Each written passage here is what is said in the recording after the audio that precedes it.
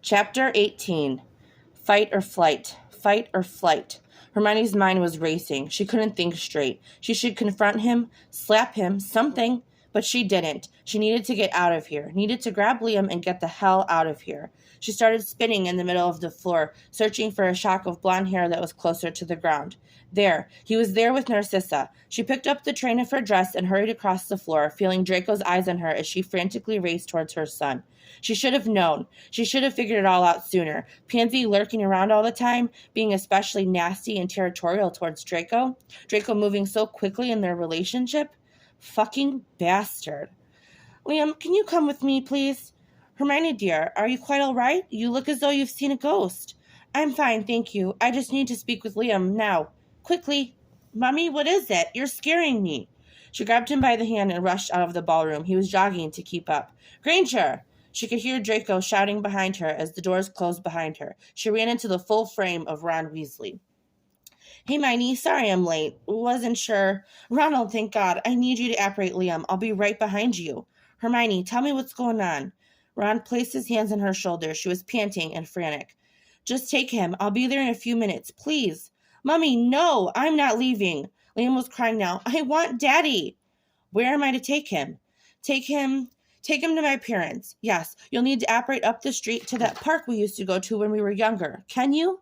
Yes, of course. You'll be just a minute, he eyed wearily. The doors burst open behind them, and Draco came jogging through in his tux. Granger, you okay? Dad! Take him now, please.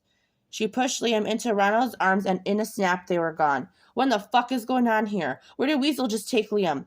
Hermione braced herself, not sure if she should go with anger or sadness. Excuse me, Earth to Hermione, where'd they go? Right, anger it was. You foul bastard. How dare you humiliate me like this? Excuse me? Draco narrowed his eyes and cocked his head, seeming genuinely confused by her words. You are betrothed to Pansy Parkinson. How could you do this? 6 months till your birthday, am I right? Just enough time to march me down the aisle before you had to marry her? You son of a bitch. What? How did you know about that? Your little friend told me. That's who. Blaze. He probably didn't even realize it was a secret, because who in their right mind would keep something like that from the person they claimed to be in love with? How could you do this? Draco opened his mouth to speak, and she raised her hand quickly to silence him. Never mind. I don't want to know. I can't even look at you. She turned and stomped a few feet away before feeling his hand on her elbow. Hermione, please, he begged. She turned so quickly and without thinking slapped him across the face, then immediately brought her fingers to her lips, horrified that she'd struck him. We're done. I can't trust you. She turned away from him again, tears streaming down her cheeks. Her gut knew something wasn't right, but she was seeing red. She couldn't think straight, couldn't get the earth to stop teetering on its axis long enough to figure it out. She yanked at the ring on her finger, the one she'd been wearing less than 12 hours, and thrust it at him. It's a beautiful ring. Save it for the next witch stupid enough to fall for your lies. She disapparated without another word, a sob escaping her lungs. A half a moment later, she stumbled into the park, and Liam wasted no time declimbing into her arms. Mommy, tell me what's going on. Is Dad coming? Not right now, okay? Everything's okay. Let's make it to your grandparents. I'll walk you, Hermione. Right. Thanks. Draco stood there holding the engagement ring in his open palm, his shoulders shaking slightly. Where the fuck was Blaise Zabini? He shoved the ring in his pocket and stormed back into the ballroom, his eyes scanning the room for Zabini. There. What did you just tell Hermione? Draco blurted to a bored-looking Blaise, sipping on a fire whiskey. Oh, I just brought up that I couldn't believe you pulled it off, finding someone to marry before 30, he smiled tightly. And why did you feel the need to tell her about that? Draco asked, clearly annoyed. It came up. I doubt it. Did you happen to tell her the rest of the situation? You know, mate, it didn't come up, Blaise said offhandedly. She rushed off so quick, I couldn't mention it. He finished his fire whiskey. What the fuck is the problem here? Draco snarled. Come on, you're not stupid, mate. It's fine to play around here and there, but you can't marry the bint. How would that look for all of us? You honestly still care about all that blood purity shit, don't you? Everyone does, Draco. I get that you have a half-blooded bastard, so you have to play somewhat nice, but handle this the way every one of your damn ancestors has done it. Pay her blood money and send her on her way.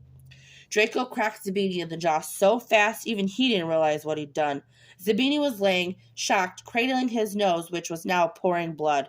You had better pray, and I don't find out that I don't find out that you're Skeeter's informant. If this is any way makes it into any publication on this continent, I will curse you in a way that would make my father uncomfortable. Do you hear me? Jesus, Malfoy, what in the hell's going on? Where's Hermione? She was just here. Potter's hand was on his shoulders. I need you to go see if she's at Grimmauld Place. I'm going to the townhouse. If you find her, just ask her to go home. I'll be there waiting. I need to talk to her. What's going on? Can you just do it? He snapped and immediately felt awful. Please, Potter, just do it. He pinched the bridge of his nose. Of course, mate. Draco would explain. It wasn't what she thought. She had to believe him. She had to. Draco snoozed on the couch of the townhouse. He knew she wouldn't have come there, but he was still disappointed not to find her. The disappointment flared quickly into anger as he thought of what an obstinate, stubborn, and impulsive witch he had fallen in love with. I don't take risks. I make calculated, logical decisions, she had once said. Bollocks. She got pregnant and ran. She heard a rumor from a guy she didn't even like or know and ran. After he stewed in his anger for quite some time, he ended up drifting to sleep on the couch. He woke only when the flu roared to life and he jumped up quickly, patting his body for no reason at all. Hermione Weasley? He hissed. What the fuck are you doing here? Ferret. Glad to see you also don't know a good thing when you have it. It's a fine club to be in, mate. Don't presume that you and I have anything in common. I would never hurt Hermione. A bit late for that, don't you think? Where is she? Come on, Malfoy. You have to know better than to think that I'd tell you that. Use that brain sloshing around between your ears. Weasley turned towards the stairs, and Draco had shot out to stop him and turn him back. And where do you think you're going? Hermione has asked me to grab some things for her and Liam. She figured you'd be lurking around her house. So is that your plan then, Weaselby? Just swoop in and pick up the pieces? Think she'll forgive you for everything? I hope you never find out. But Hermione is sometimes too forgiving.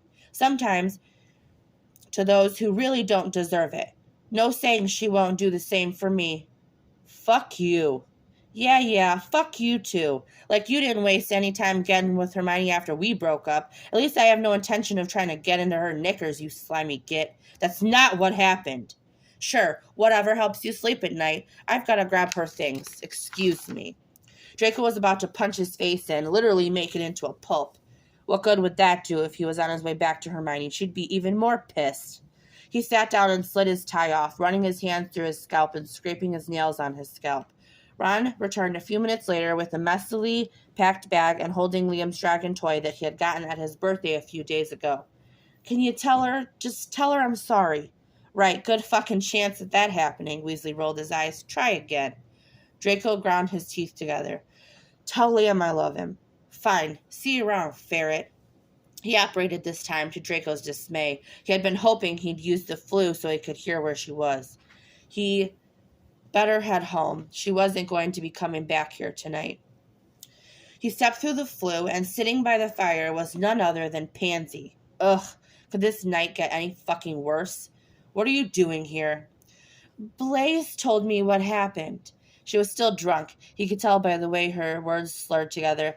Thought you might want to chatter. She stood and sauntered over to him, her fingers grasping the lapels of his tux. He grabbed her by the wrists, maybe too tightly. Are you barking? What in the fuck would give you that idea? I'm engaged. Not from what I hear. She raised an eyebrow at him. Even if, and this is a long shot, Hermione doesn't hear me out, doesn't forgive me from keeping this stupid fucking contract from her, I would never touch you again. Don't you understand that? Oh, come off it, Draco. You can't marry her. You'll be spitting on the graves of every ancestor in your cursed family tree. She's a mudblood. I know we all need to be politically correct, and we shouldn't care, but we care. It matters. You're trash, Pansy. Don't come here again. Don't speak to me or about me again. I will ruin you. I will make it so another 10 birthdays come and go before any pure blood wizard worth a nut will touch you. Understand? You'll come back around, Draco Malfoy. You better hope it's not too late. She snarled and stepped into the flue. Fuck. Tonight really fucking sucked. Hermione was curled up on her childhood bed with Liam. She couldn't sleep. Liam was snoring lightly in her arms, and tears were falling down her cheeks.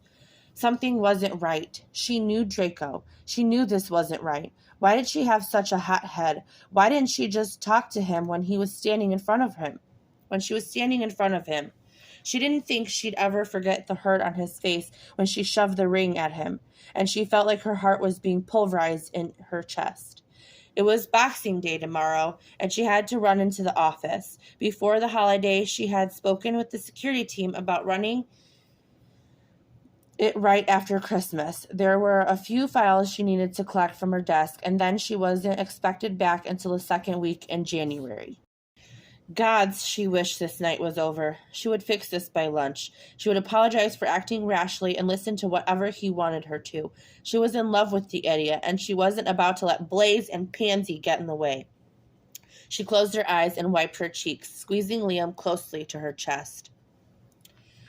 Mummy, I don't want you to go. Just stay. I can't, honey. I need to get this stuff from the office. Why don't you come? It will take a moment, and then we can go see your dad. We can? Liam perked up and hopped off the bed. Yes, but your dad and I need to discuss something, so we will need some time. But we are going to go see him, yes? I want you guys to get married. I want you to be together. Oh, honey, we are. We just had a fight. It's going to be okay. Come on, let's get to the ministry. You can see where Mommy works. Mom, why is it so empty? They were being escorted by a security guard, a retired Auror, to her floor. It's closed for the holiday, dear. We'll be quick. Alohomora. She pointed her wand at her desk and opened the top drawer to retrieve her files. I can't tell you how much I appreciate you opening up for me. I know it's a busy time for everyone. She turned to speak to the guard. No problem, Miss Granger. Anything for one of the Gryffindor trio. Oh gosh, you flatter me, she said brightly. I wonder if that will get us out of trouble forever, she laughed. Liam, are you ready? No response. Liam? She turned and didn't see him immediately. Liam, did you see him? He was right there, Miss Granger. The Auror hurriedly checked the other side of the desk, and his hands shot up to cover his mouth. Miss, Hermione's heart was pounding in her chest, and she quickly moved to stand next to the guard. There, on the floor, was Liam, his face a grayish color and blank, his mouth and limbs slack. He holding that blasted, cursed necklace from the Malfoy vault, the one she had forgotten she had locked away in her desk. Her scream echoed off the walls of the empty ministry and back into her broken heart.